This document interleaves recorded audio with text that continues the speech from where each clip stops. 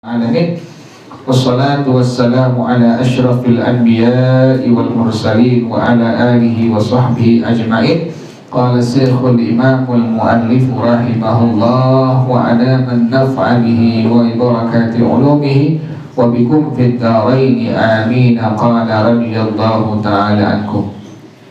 Bismillahirrahmanirrahim. Al-faslu tsalitsu kam yajibu lahu. Pasal yang ketiga, berapa yang wajib bagi mereka. Wa amma qadru ma yu'ta min dzalika, adapun kadar yang diberikan dari hal tersebut di atas, berapa tuh kadar-kadarnya itu? Kadar buat fakir, kadar buat miskin, kadar buat gharib, kadar buat ibnu sabil, berapa itu dari zakat yang kita mesti berikan kepada mereka? Maka pengarang rahimahullah dia menyebutkan ammal gharimu, adapun gharib, orang yang punya utang bagaimana? Fa bi qadri ma alaihi idza kana dainuhu fi ta'atin wa fi ghairi israfin bal fi amrin daruriyyin. Adapun orang yang utang, maka diberikan kepadanya sekadar hutang yang dia punya beban untuk taat kepada Allah atau yang tidak berlebihan. Bal fi amrin daruriyyin, pada urusan yang sifatnya daruri, yang sifatnya darurat. Nah, ada orang ngutang buat taat kepada Allah, misalnya damai antar kampung, ada kerusuhan, dia ngutang ke orang tuh, tujuannya ini duit buat damai antar kampung, itu namanya ngutangnya untuk taat kepada Allah. Atau dia ngutangnya nggak berlebihan, memang sesuai kemampuan dia punya kebutuhan, dia ngutang ke orang, itu namanya fi ghairi israf. Nah, ini disebut dengan fi amrin daruriyyin. Yang seperti ini nanti kita kasih dia punya bagian zakatnya sesuai dengan hutang yang dia punya bebannya, itu demikian. Jarang kayak begitu kita tanya berapa utang ente, takut nanti gak jujur juga dia. Wa kadzalika ibnu sabili, demikian juga ibnu sabil. Ibnu sabil yang kemarinnya ada orang yang melakukan safar, dia safar, dia keluar dari negerinya, habis perbekalannya, maka disebut dengan ibnu sabil. Dari luar kota, misalnya dari Surabaya datang ke Jakarta, bekalnya habis, maka disebut dengan ibnu sabil. Berapa itu dia? Mesti kita kasih zakat kepadanya. Yu'ta ma yahmiluhu ila baladihi, diberikan kepadanya perbekalan atau duit atau uang sesuai yang memang membawanya pulang ke kampungnya, ke negerinya. Kita hitung tuh dari Jakarta ongkos ke Surabaya berapa itu, ongkos bisnya, kemudian makannya dia, minumnya dia, kita hitung tuh sekian, udah kasih dia itu merupakan kadar yang mesti diberikan kepadanya pada ibnu sabil.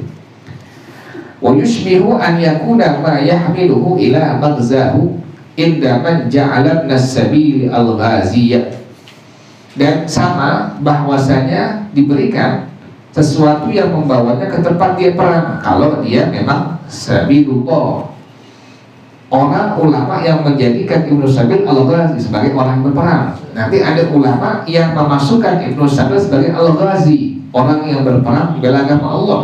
Nah, itu berapa itu ongkos? Misalnya dia ke Palestina tuh, dari Indonesia ke Palestina, itu ongkos dia PP naik pesawat berapa, terus makannya dia selama berapa bulan, berapa, itu tuh. Nah, silakan kasih ongkos dia untuk demikian berperang membela agama Allah. Wa ikhtalafu fi miqdari ma yu'tal miskina al-wahida minas sadaqati. Dan para ulama berselisih pendapat pada kadar zakat yang diberikan untuk satu orang miskin. Berapa itu? Satu orang miskin kita kasih berapa? Falam yahudda malikun fi dzalika haddan. Imam Malik tidak memberikan batasan pada hal tersebut.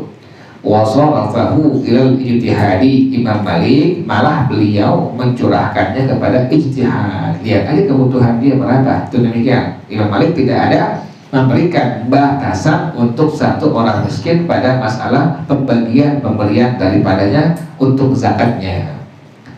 Sementara yang kedua, wabihi qala Syafi'i, sama. Jadi Imam Malik, Imam Syafi'i radhiyallahu anhu sama di pendapatnya itu. Jadi tidak ada batasan. ijtihad dari para ulama tuh, silahkan diberikan berapa aja.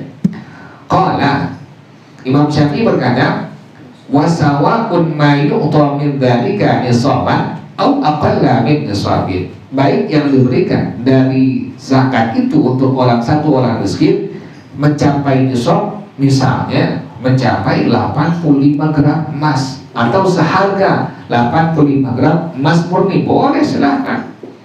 Au aqalla min nisab, atau kurang dari ukuran nisab, misalnya cuma 60 gram, kita kasih, silahkan, boleh untuk satu orang miskin. Ini pendapat yang pertama, pendapat daripada Al-Imam Malik, dan pendapat yang kedua dari pendapat Al-Imam Asy-Syafi'i radhiyallahu anhu. Imam Syafi'i nambahin bahwasanya silahkan diberikannya sesuai dengan ukuran nisab, silahkan, boleh, atau kurang dari ukuran nisab. Jadi kita bebas ya ngasih orang miskin ya, silahkan, diperbolehkan. Kita punya duit zakat nih, kita hitung-hitung, udah haul, udah nisab, kita hitung hasilnya, kasih satu orang miskin. Misalnya kita punya zakat 10 juta, kasih buat dia semua, boleh, silahkan. Ini pendapat daripada Al-Imam Asy-Syafi'i radhiyallahu ta'ala. Madhab kita demikian, Sementara pendapat yang ketiga, wa kariha Abu Hanifah an yu'ta ahadun minal masakini miqdara nisabin minas sadaqati.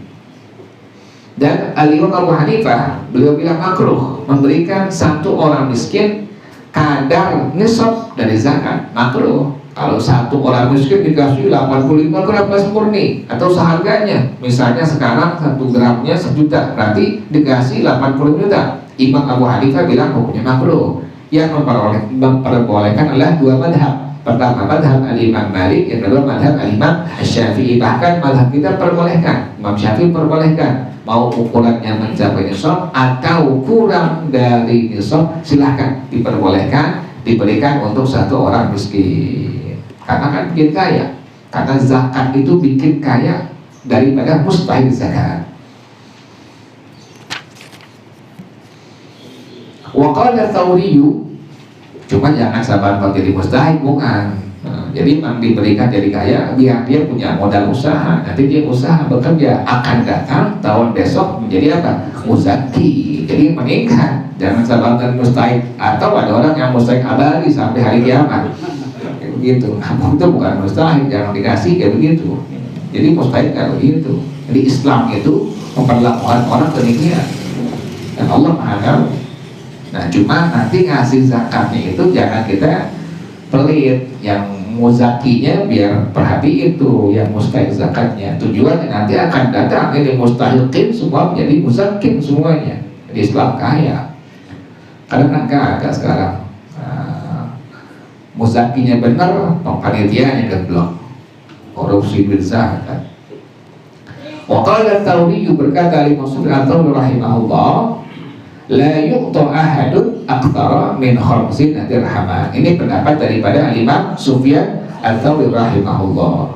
Tidak diberikan satu orang miskin lebih dari 50 dirham. Ini pendapat ijtihad yang keempat dari Imam Sufyan Ats-Tsauri rahimahullah. Kata beliau, tidak diberikan satu orang miskin lebih dari 50 dirham.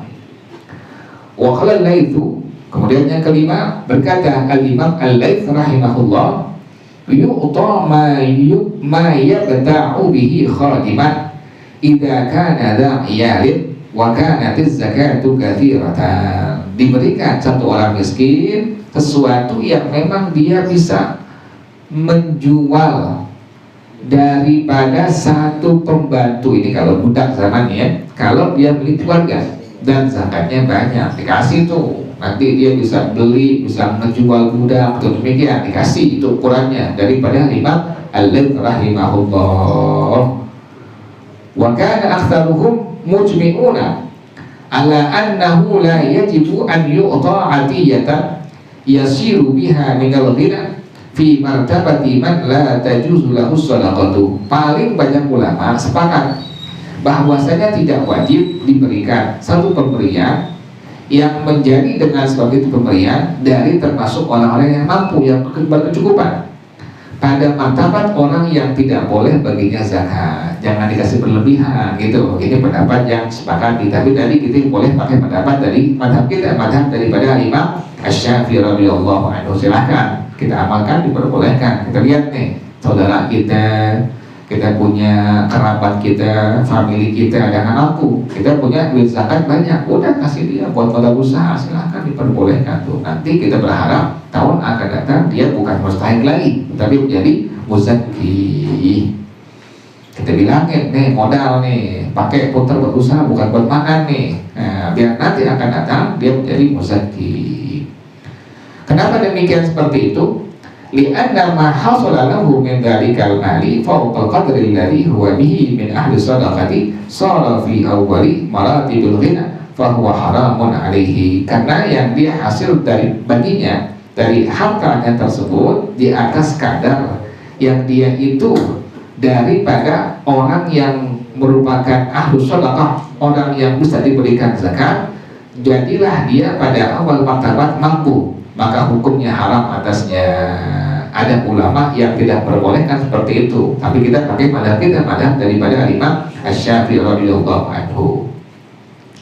Wa inna makhtalafu fi dzalika liikhtilafihim fi hadzal qadri. Sungguhnya para ulama berselisih pendapat pada hal tersebut karena mereka berselisih pendapat pada kadar ini, kadarnya berbeda. Ada yang ikhtilaf para ulama, kadarnya berbeda-beda.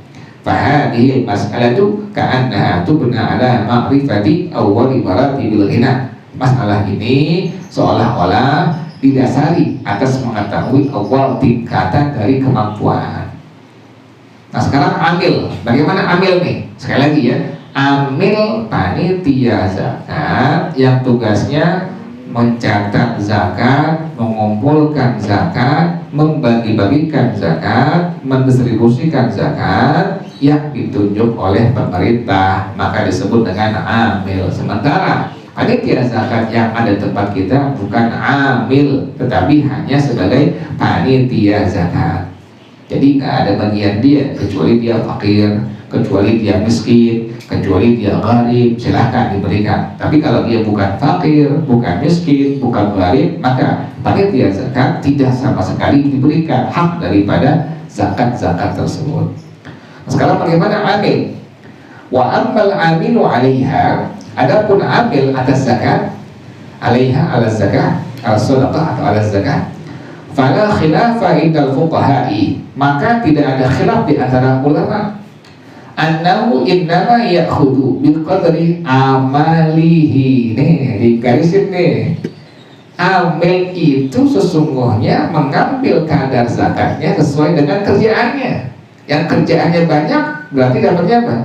Banyak kan? Yang cuma datang doang nyatet, kemudian kadang-kadang nggak datang, kadang-kadang dia nggak kerja, maka dapatnya juga ada banyak kan tuh. Jadi amil, catatan penting dalam hukum syarah adalah annahu innama ya'khudhu biqadri amalihi. Itu dia tuh.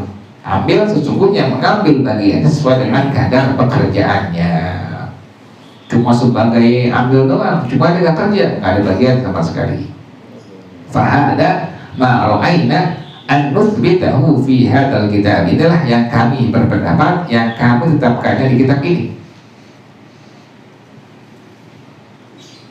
Wa inna tadhakkurna syai'an mimma yushakilu gharadana alhaqnahu bihi insyaallah ta'ala. Dan sesungguhnya pengingatan dari kami akan sesuatu yang memang yushakilu gharadana, membentuk daripada tujuan kami di kitab ini, alhaqnahu bihi, nanti insyaallah kami akan sampaikan susul di kitab ini insyaallah ta'ala. Wallahu a'lam bissawab.